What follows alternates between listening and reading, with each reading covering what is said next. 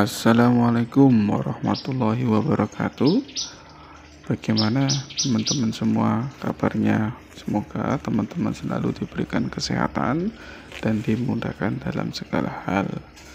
Nah, pada video kali ini saya akan berbagi pengalaman bagaimana cara mempersiapkan media untuk budidaya ulat Jerman, ulat Hongkong, ataupun ulat kandang ya teman-teman. Nah, media yang saya gunakan adalah polar ya teman-teman. Namun polar yang saya gunakan ini ketika awal beli ternyata sudah ada hamanya, sehingga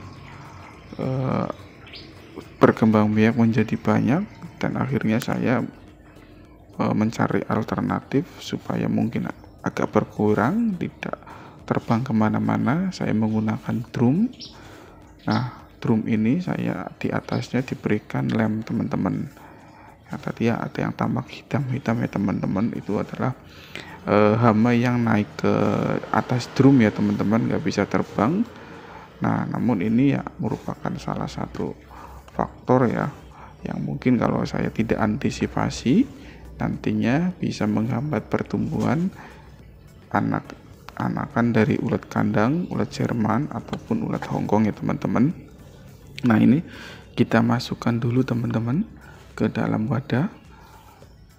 Berapa banyak yang akan kita persiapkan untuk media ulat tersebut. Nah, kita siapkan sampai yang kita butuhkan ya teman-teman. Nanti setelah itu kita akan lakukan sangrai ya, atau kita panasi ya ininya, supaya hama tersebut mati ya teman-teman. Dan kita gunakan wajan ya teman-teman. Wajan yang saya sarankan adalah yang sudah tidak digunakan ya teman-teman. Nah, ini sudah tidak kita gunakan. Nah, kita akhirnya pakai ini. Nah, sebelumnya kita panaskan terlebih dahulu ya teman-teman. Dipanaskan terlebih dahulu supaya apa? Nanti kita pada saat menuangkan medianya yang memang sudah ada bawaan hamanya atau kutu ya teman-teman. Nah, ini nanti bisa mati ya. Nah, ini karena itu agak cukup lumayan banyak ya teman-teman. Nah, ini tuangkan secukupnya, jangan sampai full ya, secukupnya saja, tidak usah full, karena takutnya resiko jatuh ya ketika kita memproses pemanasannya ya teman-teman. Nah, dalam proses menggoreng ini pastikan tidak sampai gosong ya teman-teman, yaitu dengan menggunakan api yang kecil. Nah, kita juga selalu bolak-balik ya teman-teman. Nah, kalau misalkan sudah dilakukan bolak-balik ya, terus kemudian hamanya sudah mati atau kutunya sudah mati, maka kita wajib sudah ya, nanti kita pindahkan di tempat wadah khusus untuk penempatan medianya ya teman-teman. Nah, hal ini supaya tidak terjadi kosong ya teman-teman. Nah, ini ya dibolak-balik terus. Kita pastikan bahwa kutunya sudah mati ya teman-teman. Karena ya kalau misalkan memang belum mati, kita angkat, kita pindahkan, akan beresiko ya teman-teman. Percuma kita lakukan langkah ini ya. Nah, ini juga sebenarnya tidak harus menggunakan media polar teman-teman, bisa juga menggunakan media dedak teman-teman, atau media yang lain. Nah, cuman memang berhubung menggunakan polar adalah media yang murah ya teman-teman, dan kalau mencari dedak kalau di sini itu agak susah, sehingga saya mencarinya polar.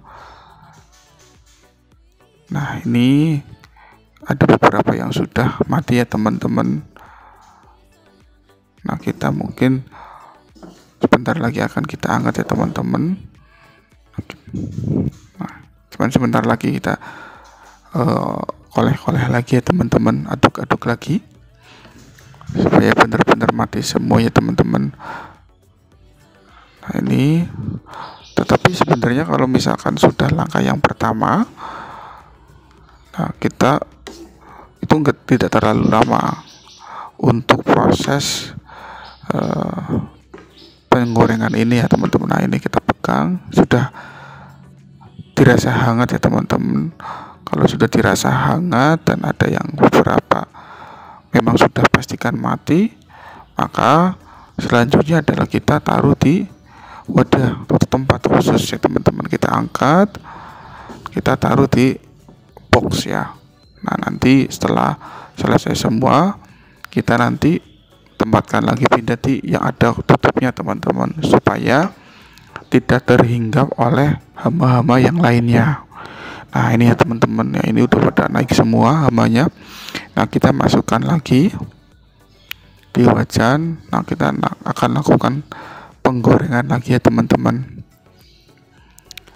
Ya, alhamdulillah sih sejauh ini saya menggunakan metode ini tidak tumbuh lagi ya, atau tidak ada lagi hamanya, kutunya.